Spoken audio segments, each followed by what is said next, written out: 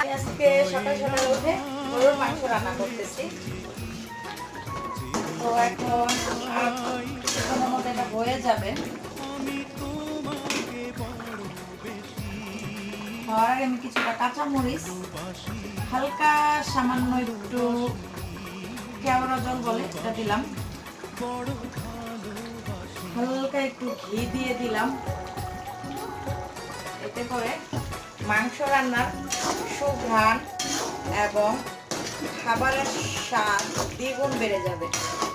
আপনারা কে কি রান্না করতেছেন আমাকে বলবেন, আর আমার রান্না কেমন হয়েছে সেটা আপনারা জানাবেন। আল্লাহ হাফিজ। এই যে মাংসের ফাইনাল লুকটা এরকম আসছে। এই কষা মাংসটা আমার খুব পছন্দ, ঝাল ঝাল লাল লাল মাংস। আপনারা কে কে